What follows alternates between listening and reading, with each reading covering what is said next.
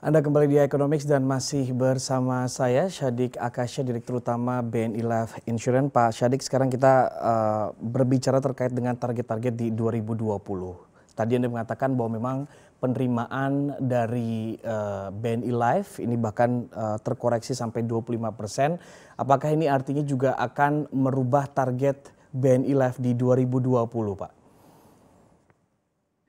Ya, tentunya dengan kondisi seperti ini kita juga menyesuaikan target tersebut karena kita melihat secara realistik aja bahwa pertumbuhan ekonomi Indonesia itu terakhir disinggung oleh Menteri Keuangan menurun. Dan tentunya kami pun melihat bahwa daya beli masyarakat juga menurun, kemudian ada berbagai pembatasan protokol untuk pencegahan kesehatan ya ataupun di masa pandemi ini. Jadi kita menyesuaikan daripada target tahun 2020 ya mungkin dalam waktu dekat kita akan sampaikan juga kepada otoritas jasa OJK. Oke, akan ada penyesuaian nanti ya yang sebentar lagi Ya. akan disampaikan dari pihak BNI Life. Apakah penyesuaian ini juga hingga ke target pendapatan, Pak? Apakah juga kalau kita lihat tadi di 3 bulan sampai 25%, apakah bisa di angka double digit juga gitu penyesuaian targetnya? Karena kalau kita lihat memang target-target pemerintah di kuartal ketiga dan 4 ini akan lebih baik dibandingkan dengan kuartal kedua. Ya. Saya sependapat Mas Pangeran bahwa kuartal 1, kuartal 2 ini adalah kondisi yang tidak mudah. Kami berharap justru ada optimistik kami untuk penjualan ataupun peningkatan bisnis di mulai kuartal 3 sampai dengan kuartal 4. Dan berharap tidak sedrastis penurunan di kuartal 1 sampai dengan bulan Mei ini di mana kami menurun sampai dengan 25% lebih ya dari situ.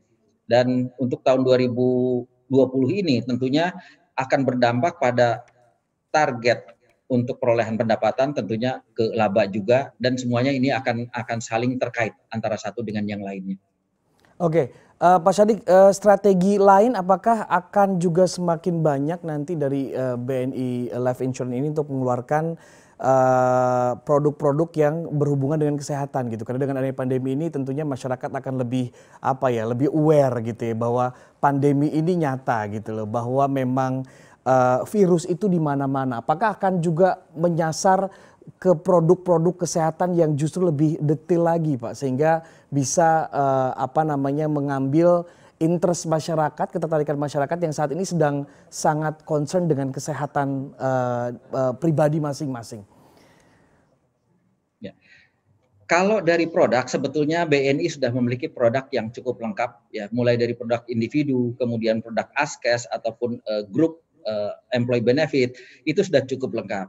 Yang diperlukan sekarang adalah dengan kondisi pandemi ini adalah mungkin ya kita harus melakukan campaign kepada seluruh masyarakat bagaimana pentingnya kesehatan, bagaimana pentingnya proteksi dan bagaimana pentingnya untuk perencanaan diri kita sendiri. Jadi bagi kami ada beberapa produk yang akan kita luncurkan juga di tahun 2020 ini, apakah itu produk baru ataukah itu produk restructuring atau revamp dari produk yang existing supaya lebih mengenal lagi kepada kondisi di masa pandemi ini. Dan kami berharap dengan adanya strategi tersebut akan mendongkrak bisnis kami di tahun 2020 di masa waktu yang tersisa ini. Oke, kalau dari sisi regulasi, Pak Syadik, apakah ada yang perlu Anda lihat diperbaharui atau mungkin menurut Anda perlu mengikuti apa yang saat ini sedang terjadi di dunia gitu, pandemi, kemudian juga ada PSBB yang kita tidak boleh bertemu dengan orang lain. Apakah perlu ada regulasi lain yang bisa mendorong industri asuransi? Ya, saya rasa dengan adanya SEOJK yang dikeluarkan tanggal 27 Mei kemarin itu merupakan suatu langkah yang cukup signifikan buat kami ya di mana kami boleh berjualan untuk produk-produk yang sifatnya unit link ya ataupun PAID ya produk asuransi yang dikaitkan dengan investasi itu dilakukan secara elektronik.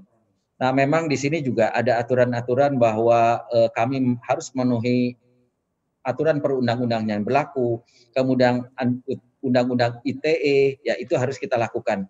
Ya, mengenai reliability daripada IT-nya, kemudian security daripada IT-nya, kemudian ada audit real yang harus kita lakukan terhadap pemasar-pemasar tersebut. Jadi bagi kami ya ini suatu harapan baru untuk penjualan secara elektronik, namun kami harus tetap menyesuaikan dengan ketentuan dan protokol yang ada. Oke, Pak Syadik, pertanyaan terakhir ini pertanyaan lebih ke pribadi, Pak. Bagaimana Anda memimpin perusahaan yang sangat terdampak gitu Pak ya dengan adanya pandemi? Pribadi juga tentunya mau tidak mau akan terdampak, Pak. Bagaimana Anda tetap menjaga leadership gitu ya, spot on gitu ya, atau tetap berada di puncak gitu di tengah banyak sekali cobaan dan juga banyak sekali tantangan yang harus Anda hadapi? Yang pertama kita harus tetap semangat ya sebagai leader. Ya kami tekankan bahwa hampir semuanya direksi BNI itu ada di Jakarta, tidak kemana-mana, termasuk pada saat libur kemarin work from home kita juga lakukan work from home, tapi kita lakukan monitoring.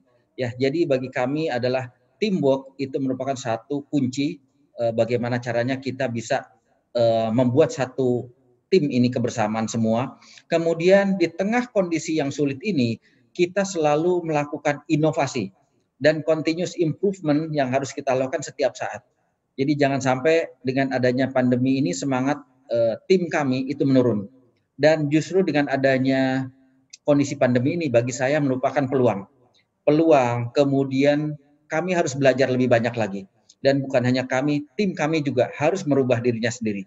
Tidak berada pada zona nyaman, itu adalah yang selalu kami sampaikan kepada teman-teman di seluruh lingkungan BNI Live, baik yang ada di kantor pusat maupun yang ada di daerah-daerah.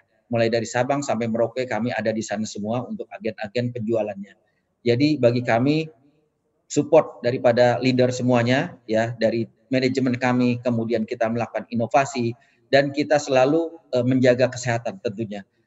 Kita harus hidup dalam kondisi yang harus berdampingan dengan virus ini. Kita rasakan bagaimana kalau sudah terjadi, ya misalnya ya kita harus konsekuen bahwa kita harus segera berobat.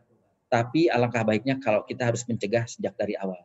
Jadi bagi saya, Mas Pangeran, teamwork, kemudian inovasi, kemudian leader itu adalah sebagai leader, sebagai acuan, kita harus hidupkan semangatnya terus sehingga berinisiatif, kemudian memikirkan sesuatu yang baru menghadapi new normal. Itu yang kami lakukan baik secara pribadi maupun untuk kepentingan perusahaan. Oke Pak Syadik, singkat saja terakhir, apakah Anda memiliki kalimat pembuka atau mungkin kalimat penutup pada saat memimpin rapat melalui Zoom ataupun secara online yang memang Anda selalu dengung-dengungkan ke karyawan Anda di saat masa yang penuh tantangan ini, ada tidak Pak?